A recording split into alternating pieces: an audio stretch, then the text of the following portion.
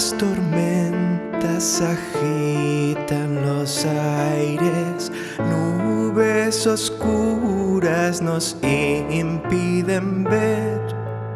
Aunque nos espere el dolor y la muerte, contra el enemigo nos llama el deber.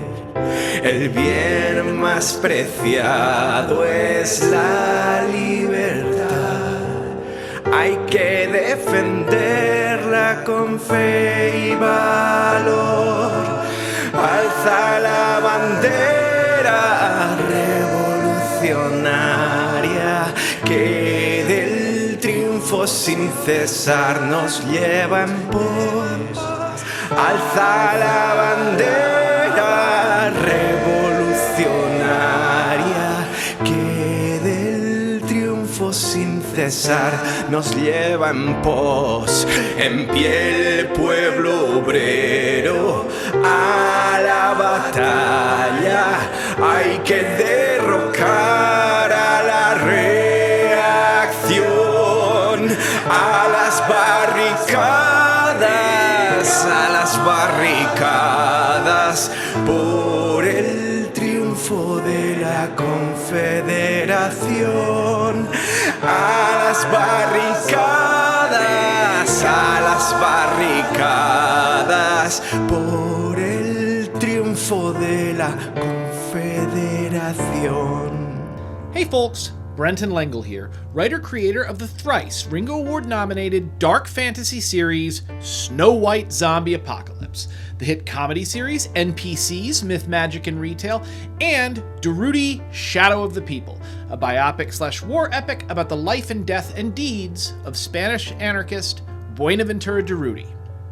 Over the last 5 years, we've made some incredible art together. Like genuinely some of the most impressive and high-quality art and merchandise to grace Kickstarter. And with the bar set that high, I'm going to need you to believe me when I say you will never have a chance to become a part of something as mind-blowingly amazing as Durruti number 3.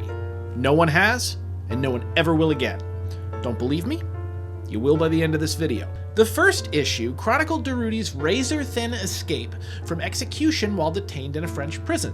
Durruti number 2 put us in the clandestine meeting of two giants of liberty, Buenaventura Durruti and anarchy's Cossack himself, Nestor Ivanovich Makhno, the man of nearly folk hero status in his native Ukraine, and the leader of what came to be known as the Black Army, a great peasant army more than 100,000 strong, which during the chaos of the Russian Revolution fought to free Ukraine, while the White and the Red armies fought to conquer it. And now, we move on to Durruti number 3, a gorgeously rendered and hyper-detailed introduction to the city of Barcelona that boasts some of the most authentic depictions of the city and possesses a degree of fine art bona fides rarely found outside of comics. It introduces us to our series' antagonist, General Francisco Franco, the fascist leader of Spain, who would go on to commit crimes against humanity. And it is here that Durruti number 3 becomes much more than a simple comic. We are staking some previously undisturbed ground here, and not just in world history, but the history of comics as an artistic medium. And the crazy thing is, I set this up completely by accident. See, like all fascists, Franco had some really weird habits. Chief among them, the man carried around the severed hand of a saint like it was the nuclear football. I'm talking about the hand of St. Theresa de Avila, a Catholic relic that he reportedly slept with beneath his pillow. And when the old bastard finally gave up the ghost, they took the hand from his cold, dead fingers. That's right, he died clutching it. The thing is that the hand has a very particular design. And the thing about that is, I think it's better if I just show you. Take a look at the hand of St. Theresa de Avila. Yep, you are not seeing things. That, my friends, is the Infinity Gauntlet. Like nearly 1-to-1, down to gem placement, meaning that mass murder isn't the only quality Franco shares with Thanos. This, along with the fact that one of the names of Durruti's anarchist groups was Los Justicieros, which roughly translates to the Avengers, making Durruti, who predates Marvel Comics, the first Avenger, who had a real-life crossover with Nestor Makhno, who was a warrior who fought in Ukraine in -4 degrees in December, making Machno a real winter soldier, who incidentally's great peasant army used the exact same symbol as Bucky Barnes, a red star on a black field. At this point, I'm 100% convinced that the universe not only wants this story told, it wants it told specifically as a comic. And with your help, we can make history.